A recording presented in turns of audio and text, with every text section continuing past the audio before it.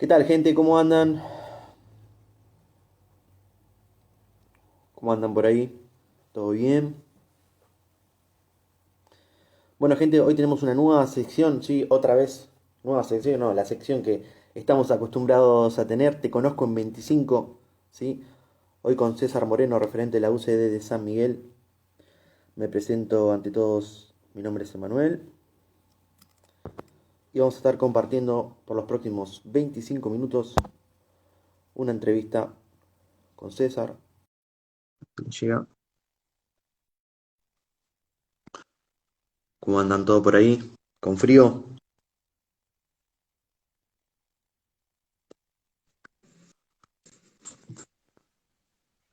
César, querido, ¿cómo Buenas. estás? Bien, veo que estoy un poco desalineado. Pasa que hay Estamos un poco iguales, de ¿eh? Estamos viento iguales. afuera. A mí me tapa un poco el tema de la camarita, pero bueno, mirá, si te pones un poco más arriba. Ahí está, bien. Bueno, César, ¿cómo Ahí la andás? disimulé un poquito porque yo no tengo la culpa que el viento esté soplando del norte tan furiosamente. Bueno, Sí, sí, pero eso va a aparte venir bien refrescó de para una que manera suban un poco. increíble. Refrescó de una manera increíble, viento sudeste implica que justamente va a refrescar, es viento que entra del mar y esto es muy beneficioso para que suba un poquito el agua del delta argentino que está muy bajo el agua de nuestro delta. Mirá, vos no te tenía en esa faceta, ¿sos meteorólogo también? No, no, meteorólogo no, pero bueno, vos sabés que hace un par de meses largos que no llueve en el Amazonas, allá en Brasil, y Sí. esto ha generado muchos conflictos, ¿no?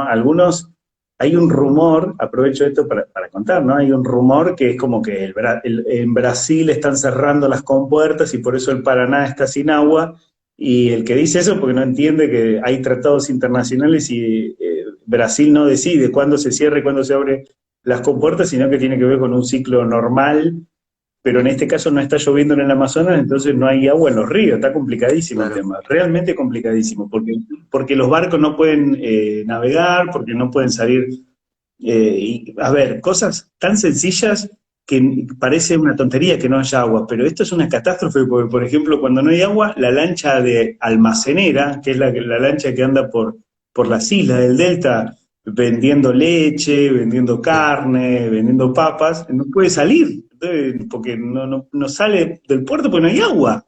claro. Ahora vamos a hablar un poco, si Así querés, que de medio ambiente también. Les comento a toda la gente, estamos en la sección de Te Conozco en 25 con el señor César Moreno, referente de la UCD en San Miguel, conductor también del programa El Mentiro TV, ¿le dije bien? bien, Perfecto. perfecto. Vamos a hablar un poco, esta sección justamente se trata de conocer, ¿no? Al invitado. En este caso creo que no hace falta mucha presentación. Creo que vos sos una persona conocida en los medios, ¿verdad? Empezaste a incursionar desde muy temprano con el tema de la vida nocturna, ¿no? Sí, básicamente yo empecé a trabajar lo que serían los medios de comunicación.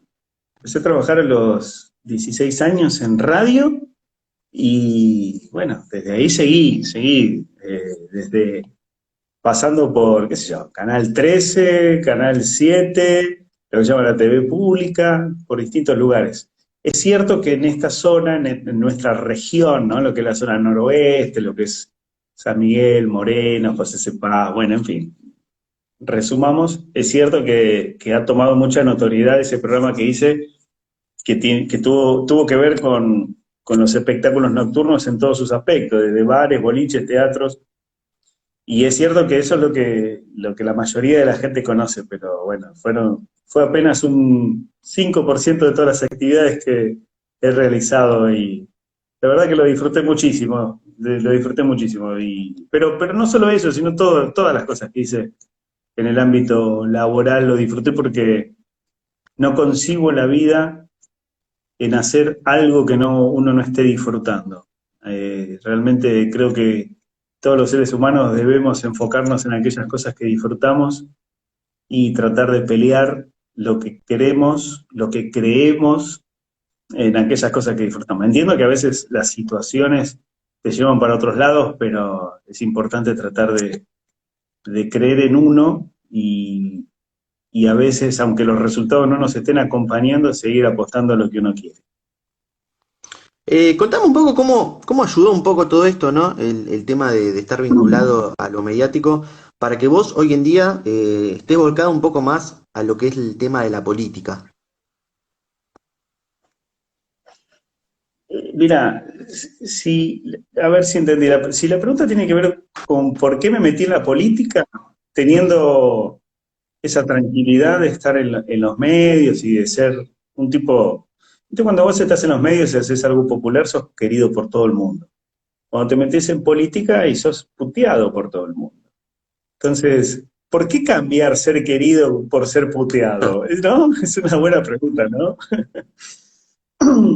Porque yo veía que nos estaban llevando puestos. Yo hablo mucho con los comerciantes, con mis auspiciantes. Yo, que trabajo en los medios de comunicación, que tengo varios programas, tengo un contacto muy fluido con los comerciantes, con el que tiene desde una barbería y que cumplió su sueño de tener su negocio propio, hasta aquel que tiene 3 negocios. Entonces, ese ejercicio diario, ese termómetro lo tuve siempre y noté que cada vez era más intenso ese comentario de que no damos más, que nos están matando con impuestos, de que no, la verdad que no nos apoyan, estamos fundidos y qué sé yo, hace 5 años o 10 años atrás, para no entrar en ningún gobierno, ¿no? El tipo tenía 3 empleados y después tuvo dos y después se tuvo comiendo un juicio y después se tuvo el solo.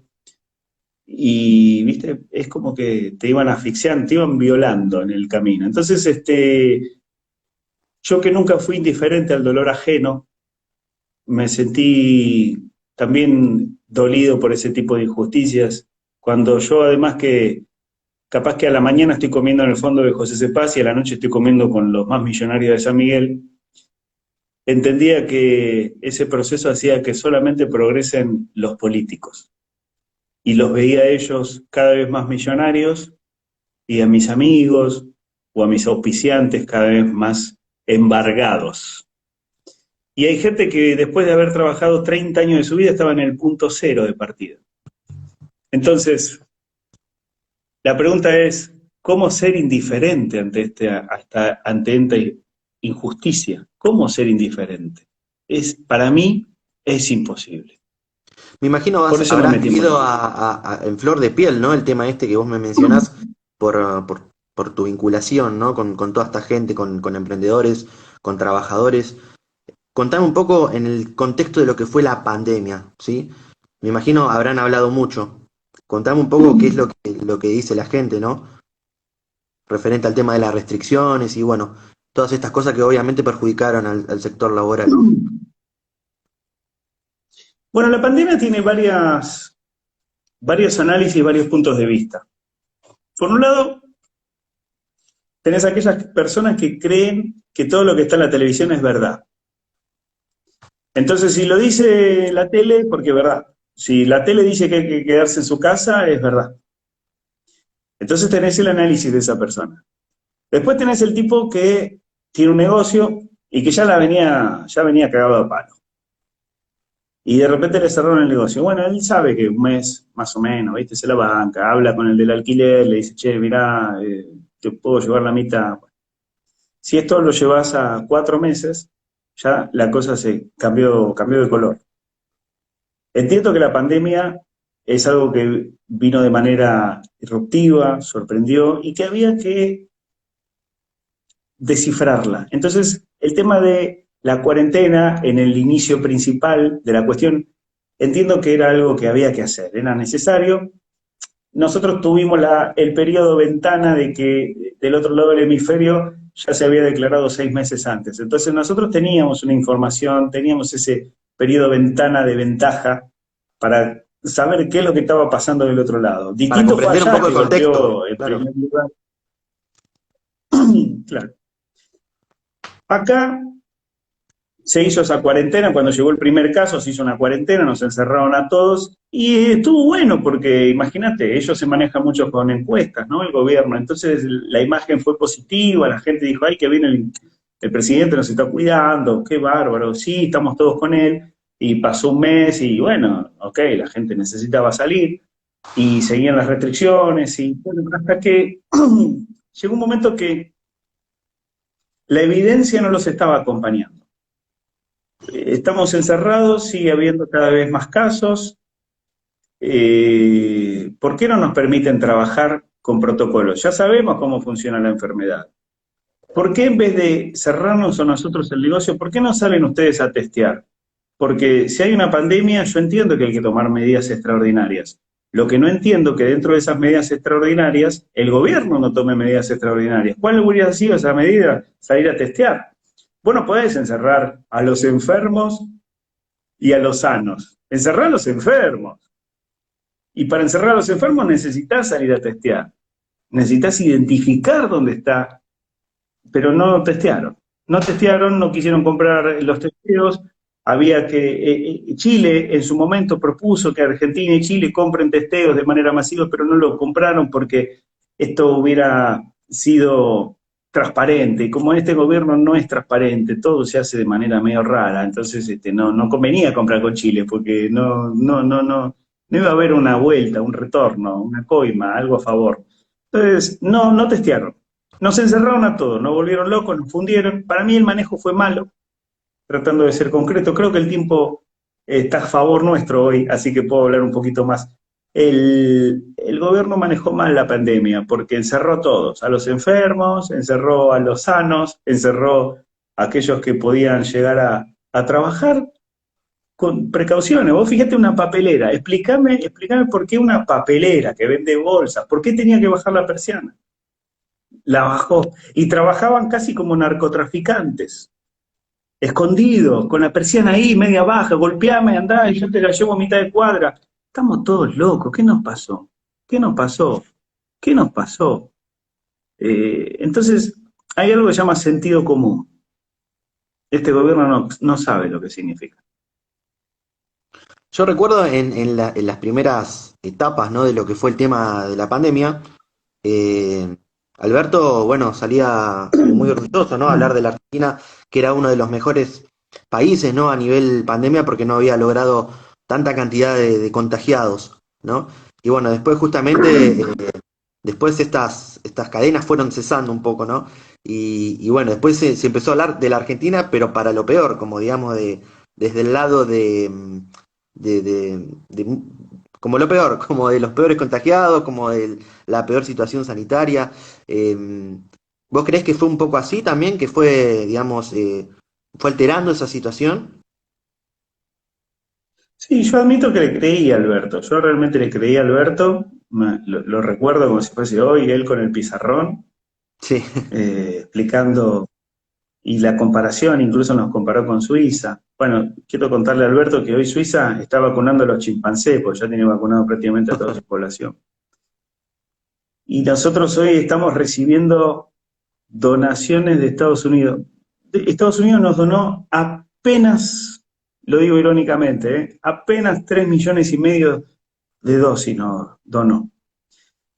Ellos te hacían una fiesta, te ponían 3 helicópteros custodiando cuando llegaban 350.000 dosis.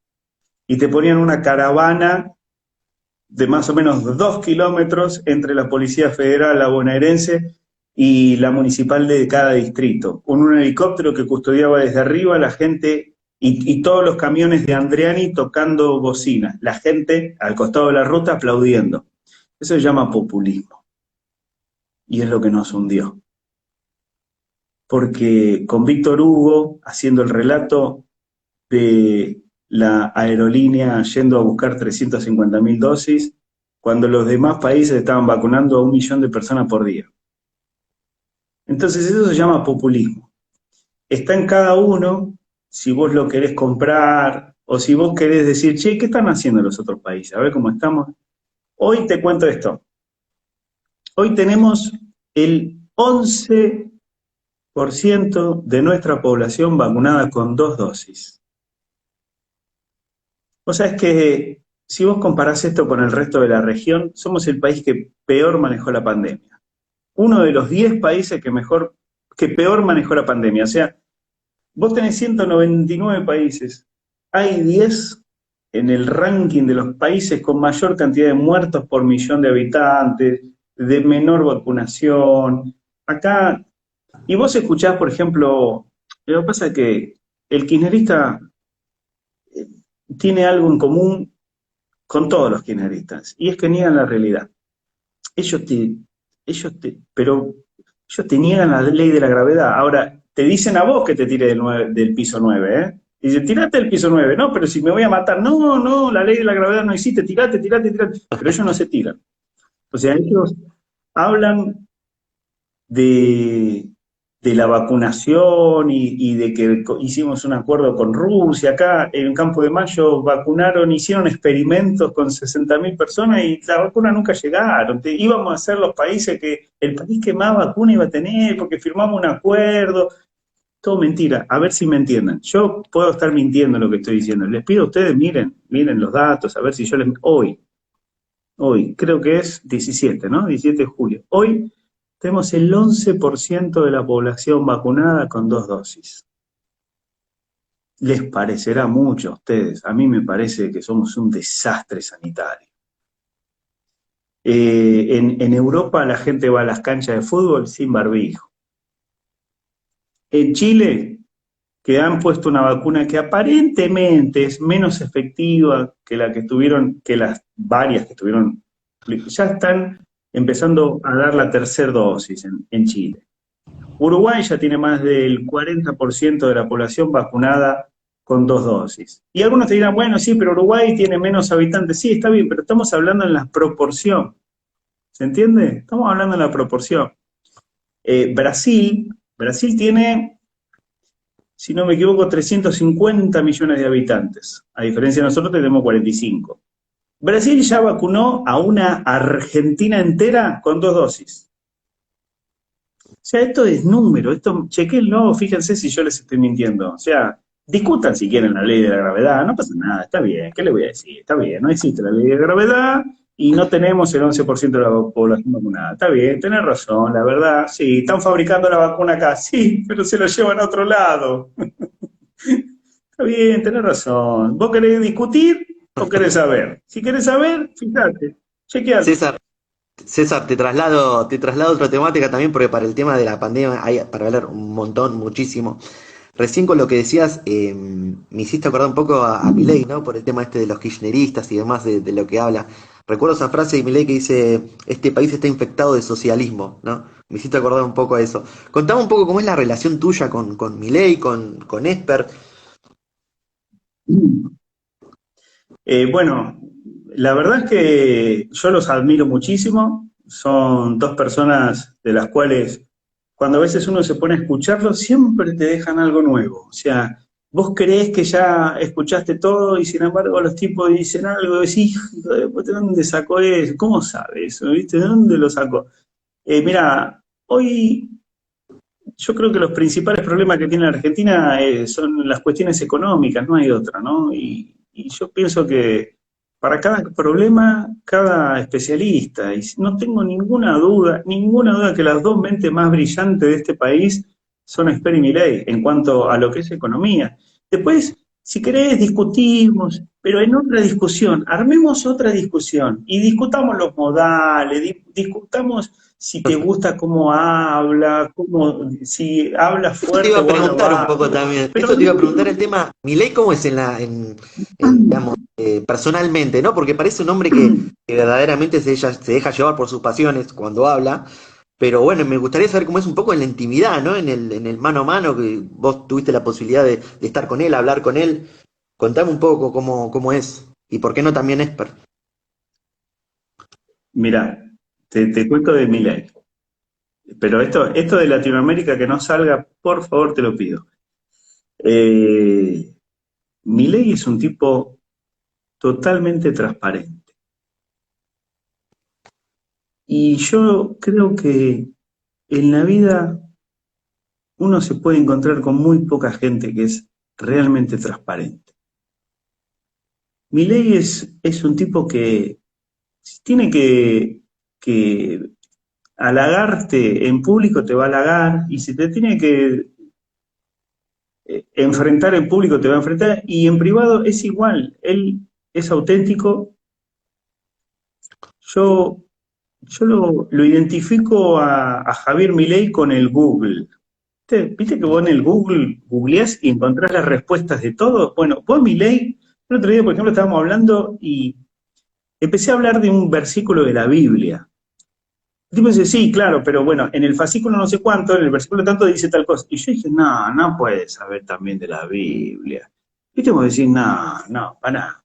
Realmente es un superdotado, es una persona que tiene unas condiciones que yo nunca había visto en una persona. Y es un profesional, es un economista, por ejemplo, especialista en crecimiento sustentable.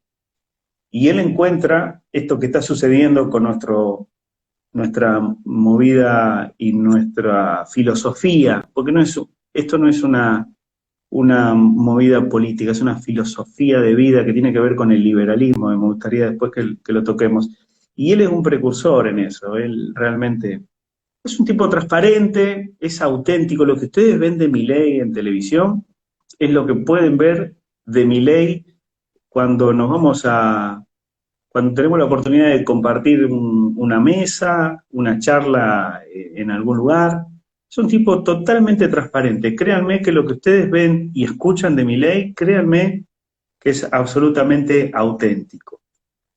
El profe, el profe, sin lugar a dudas, hablo de Esper. eh, Esper él sabe de todo un poco también. El profe sabe de todo un poco, es como el más aplacado, es el que, qué sé yo, a veces uno intercambia, hemos tenido por ahí alguna charla por ahí donde cada uno defendía su postura de alguna manera así como enérgica. El profe tranquilo, revuelve el café, él está siempre igual. Y de verdad que yo le creo en todo lo que él habla. Yo he hablado con él, así lo he mirado a los ojos y le dije, profe, escúchame, en serio, ¿qué vamos a hacer? ¿Estamos en serio para mejorar esto? ¿Cómo? Y me dice, César, yo me metí en esto para mejorar el país. Yo no necesito otra cosa. Yo estoy bien. Lo único que no tengo que hacer son macanas. Yo estoy bien.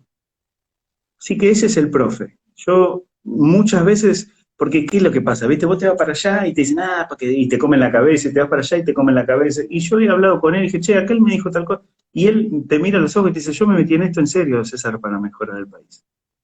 Y de verdad que yo le creo. Yo creo que son personas que están en serio, con convicciones reales y que además con la evidencia, esto no es que a mí me parece, no, no, no, es evidencia. Es saber qué hizo Australia, a ver qué hizo Nueva Zelanda, a ver qué hizo Japón, a ver qué... Ok, Estadísticas, sí, sí. vamos a imitarlos.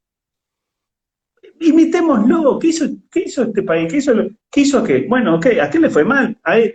Listo, vamos a imitar lo que hacen los que le va. O sea, ellos no inventaron nada. Está todo, o sea, no hay nada para inventar en economía. Ya está, ya se descubrió todo.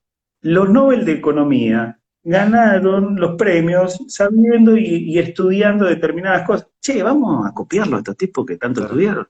Y sí, vamos a copiarlo. Otros países los copiaron y les fue bien. ¿Por qué a nosotros nos va a ir mal? ¿Por qué en otro país se puede hacer esto y acá no? César, hablando de todas estas características, ¿no? De todas estas cosas que vos me mencionás sobre el tema del liberalismo, ¿por qué crees que no logra afianzarse políticamente aquí en Argentina? Qué buena pregunta, qué buena pregunta. Es una muy buena pregunta. Me encanta eso. ¿Sabes que el liberalismo es mucho más viejo que el peronismo y que el radicalismo? Pero, ¿por qué digo que es más viejo? Porque nuestros próceres eran liberales. San Martín era liberal, Alberdi, el creador de nuestra Constitución Nacional Argentina, uno de los libros más hermosos que hay. Yo le invito a cada uno de ustedes que lean lo que es la Constitución Nacional Argentina. Si vos lo lees en el contexto que se escribió, en el momento que se escribió, y lo traes a hoy, es realmente emocionante. Entonces, ¿por qué creo? Porque creo que en su momento nos han dominado las ideas de la justicia social, porque sonaba lindo, o sea, viste que suenan lindas esas palabras, justicia social. Sí, yo quiero justicia social. ¿Y qué es la justicia social? Y bueno, la justicia social, hoy te digo lo que soy. Yo no sé, si ustedes quieren decir lo que fue hace 70 años, bueno, también díganlo ustedes. No sé, yo te digo hoy qué es la justicia social. La justicia social es sacarle al que labura, sacarle al que produce, sacarle al que emprende, sacarle al que arriesga, para darle al que no hace nada. Esa es la realidad. En el camino la agarra el político, como si fuese una especie de semidios, ¿viste? Como una persona iluminada de otra dimensión. Entonces el político decide de qué manera la reparte. Y en el camino generan clientelismo, generan punteros políticos que después te suben la foto a las redes sociales entregando fideo, arroz, una chapa. ¡Oh, qué bueno! No, es el 1% de lo que te robaron. Si vos fuiste a comprar la polenta y la mitad te la robaron. Fuiste a comprar la leche y la mitad te la robaron. Cualquier cosa que hiciste, te robaron la mitad, fue para el Estado. Después te dan el 1% y vos le das el voto. Entonces, ¿por qué el liberalismo en este lugar no es algo que nuevamente me parece que se está empezando como a nombrar, ¿no? Hace 2 años, antes de lo que fue el debate presidencial donde llegó Esper en el 2019, antes de eso no se conocía esa palabra. Hoy, no sé, vos la escuchás a Patricia Bullrich y te habla de la libertad, lo escuchás a Macri y te habla de la libertad. O sea, ahora son todos libertarios ahora. Yo pienso que en un momento avanzaron sobre nuestra sociedad esas ideas de que podemos ser todos iguales, y que el empresario es malo, y que el que le va es malo, y que el pobre es una persona pobre gracias a que aquel tiene un montón de plata. Entonces esas ideas eran como interesantes, ¿no? Vos Esa idea imaginate en del una pueblo siempre sociedad... tiene la razón, ¿no? Claro, ¿viste? Esas ideas así como, yo le voy... Mira, yo te cuento una cosita así, pero que no salga de esta charla, por favor, te lo pido. Mi abuela hace más de 20 años me decía, no, Eva Perón era buena, porque ¿sabes qué? Ella le robaba a los ricos para darle a los pobres. Y yo era chico y decía, ah, qué buena que era. Claro, le sacaba a los ricos para darle a los pobres. No, esa sí era buena entonces, ¿no? Era buena. Después de grande, ¿sabes qué entendí? Que es malo robar. Que no se trata de sacarle a alguien para darle a alguien. O sea, ¿qué autoridad tengo yo para decir, eso que vos ganaste no te lo mereces? Se lo voy a dar a aquel que no tiene. Ese que tiene se levantó a las 3 de la mañana y laburó hasta las 11 de la noche. Entonces yo en el camino se lo doy a aquel que no tiene y que se levanta a las 12 del mediodía, pero aquel me va a votar a mí.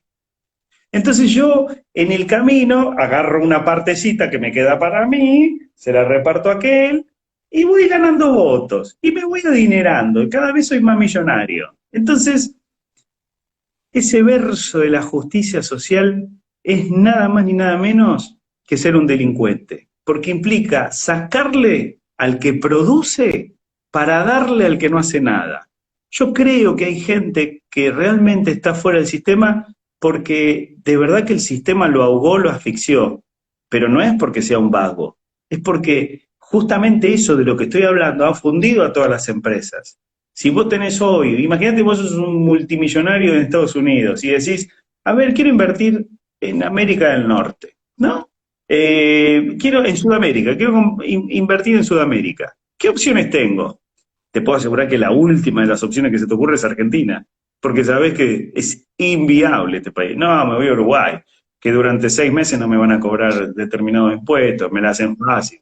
No, me voy a Brasil, que la verdad, a ver, en la región, en todo lo que es América, los países de América cayeron entre un 3 y un 5% en promedio.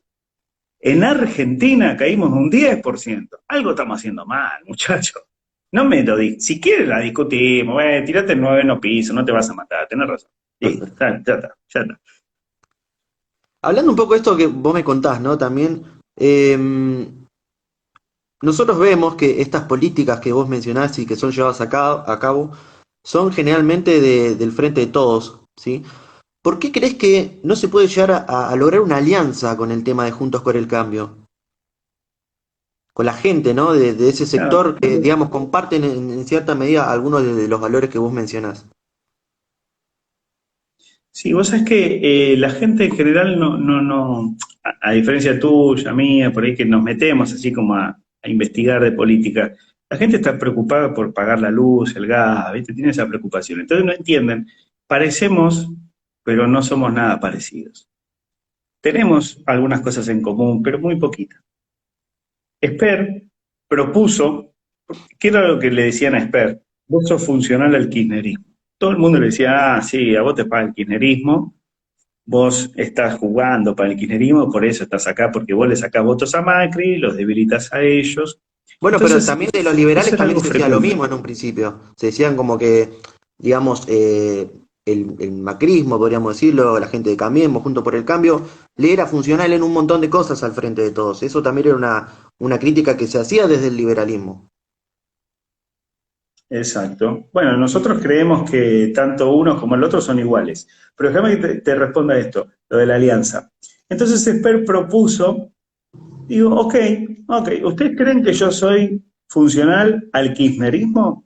Ok, hagamos una alianza y vayamos todos en contra del kirchnerismo, para que vean que yo no soy funcional al kirchnerismo, que estoy en contra, porque Esper dice que el kirchnerismo es lo peor que le pasó al país. Y yo creo que es real eso. Sobre todo este último que yo le tenía un poquitito de fe a Alberto, la verdad a mí no me había disgustado, pero bueno. Entonces propuso, bueno, ok, vayamos todos, juntémonos todos y vayamos en contra del kirchnerismo. Pero, bueno, dentro de Cambiemos hay un lío y no pudo ser. Le han puesto, esto es una cuestión técnica, por ahí la gente capaz que no está muy interesada en esto, pero le pusieron un piso de 20 puntos, o sea, si Esper dentro de esa alianza sacaba 20 puntos, él entraba, pero o sea, era una manera de dejar afuera a todos los concejales que él podría llegar a meter en los consejos deliberantes. Entonces, Esper, que es un tipo que realmente considera que aquellos que lo acompañamos y que estamos con él merecemos ese respeto y ese reconocimiento y además parte de la construcción del poder, no podía bajo ningún punto de vista dejar afuera a toda esa gente. Él ya sabe que llega, la tiene clara que llega y que va a entrar a la Cámara de Diputados como diputado nacional, pero en el camino había que dejar afuera a un montón de gente para estar en Juntos por el Cambio. Entonces dijo, ellos no ofrecieron algo lógico para que podamos participar, y listo. Yo era uno de los críticos y yo era uno de los que le decía al profe, vamos por afuera nosotros, no tenemos nada que ver con esta gente. Sí, nosotros no tenemos nada que ver, pero ellos dicen que, bueno, vamos a ver si ellos realmente están a favor de la gente o están a favor de ellos mismos. Claro, el tema es que Y son una los fuerza resultados dijeron, importante. Son una fuerza importante y sí, digamos, me parece que a veces es como que la gente habla mucho de eso, ¿no? De como que si uniesen fuerzas sería mucho mejor, ¿no? Lo que sería la convocatoria de elecciones y demás. Por eso justamente era la pregunta, ¿no?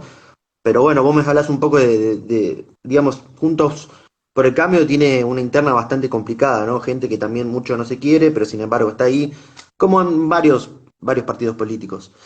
Eh, Contame un poco de vos, ¿sí? ¿Pensás candidatearte para algo? sí, la idea es ir como primer concejal en San Miguel. Creemos que somos la verdadera y la única oposición que podría llegar a tener. Y esto de la oposición es interesante porque ser oposición no quiere decir estar en contra de. Ser oposición es un mecanismo de control, es parte de la democracia. Es muy interesante tener una oposición.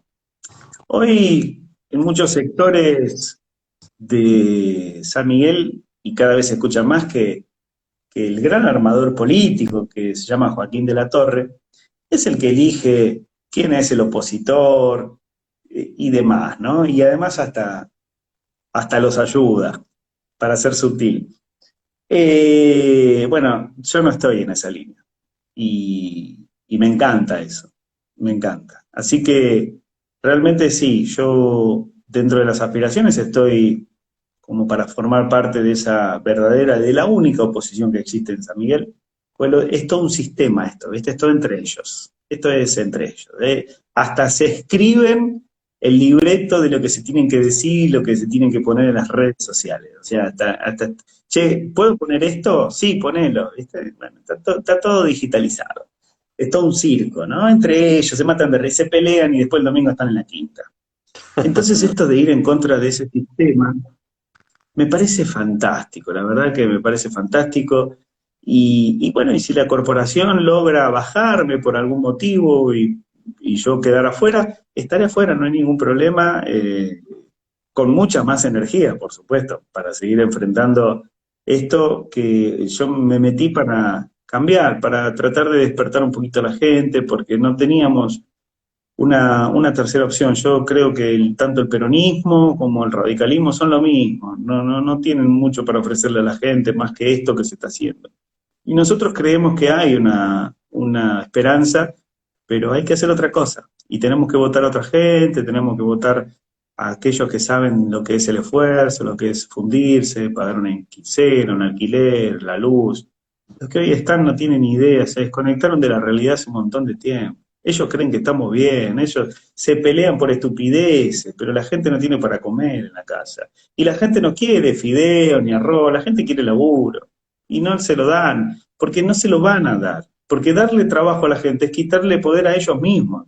Para darle trabajo a la gente se necesita dejar de asfixiar al que genera trabajo. ¿Y cuál de estos políticos está dispuesto a dejar de asfixiar al que genera laburo? Hoy hay 84 impuestos municipales, hay 170 impuestos entre nacional, provincial y municipal. Decime qué intendente va a decir, che, estamos muy zarpados de impuestos, vamos a bajarle un poco de impuestos porque la verdad que los estamos violando a estos tipos. No, ninguno, porque la de ellos no se toca. Bien.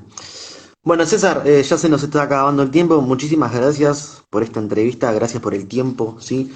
Pero ahora te doy la posibilidad de que le digas a la gente ahí, la que te está viendo, un poco un mensaje, ¿sí? Un mensaje alentador, un mensaje de cara a estas elecciones. Quiero que le hables y que, bueno, le digas por qué tenemos que elegir al liberalismo, ¿sí? Como una opción de cambio. Bueno, lo primero que quiero decir es, te quiero dar todas las gracias de todo corazón por haberte interesado en charlar conmigo. Para mí es muy importante el hecho de que alguien tenga ganas de charlar conmigo y conocer cuál es mi propuesta, mis ideas, por el respeto. Tal vez pensemos parecido, tal vez no. Entiendo que estas ideas son bastante nuevas, parecerían, ¿no? Y suenan raro. ¿Cómo es esto de la libertad? ¿Viste? La gente se acostumbró a vivir en un estado de esclavitud y no se dieron cuenta. Ahora, cuando vos te empezás a mover, empezás a escuchar tus cadenas.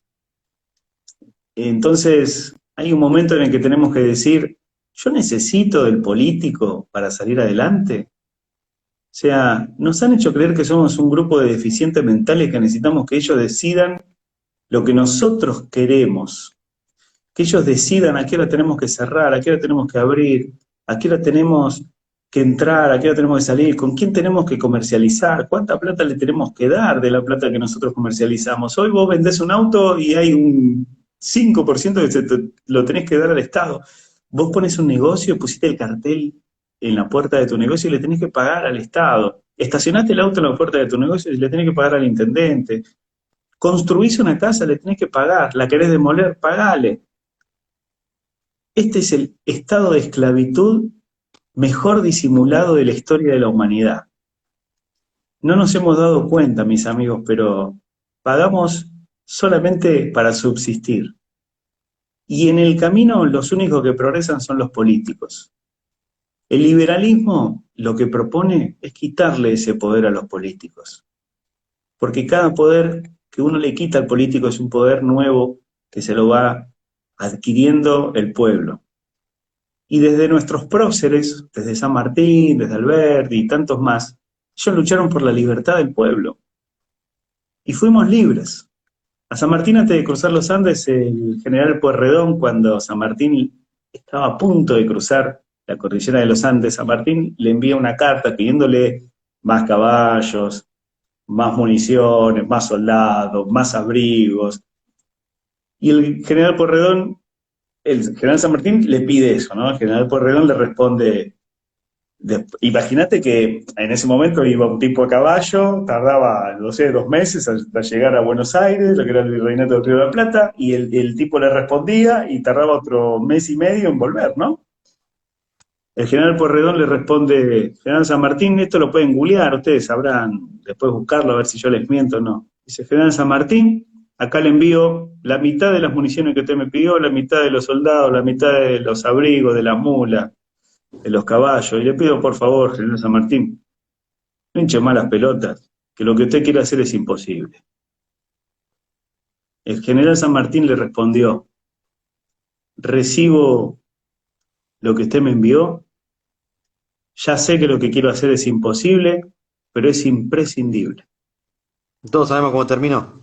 Cruzó, cruzó los Andes y fue liberando un montón de pueblos más.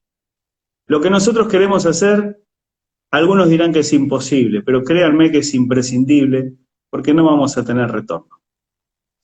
Yo soy de la última generación que vio a su mamá y a su abuela trabajar, que se levantaba para ir a trabajar en una casa de familia y pudo comprar un terreno y hacer una casa.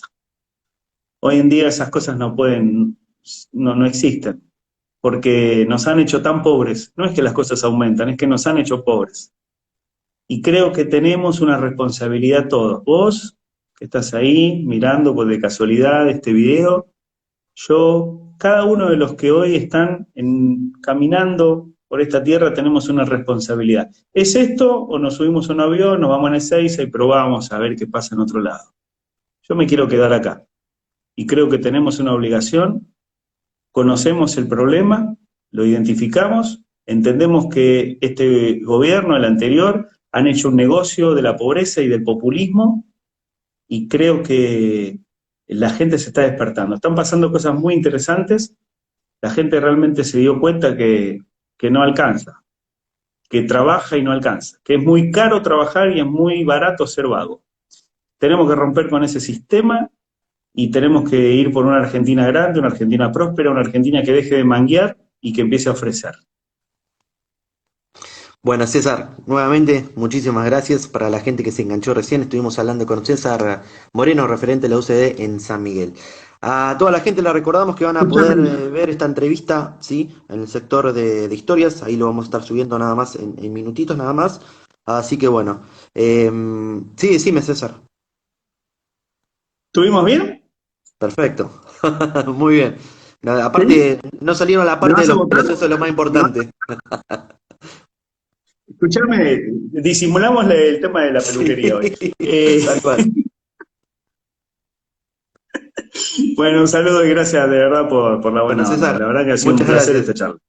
Bueno, a toda la gente que nos estuvo siguiendo hasta el momento, nos estamos encontrando, sí, en la próxima edición de Te Conozco en 25. Buenas noches.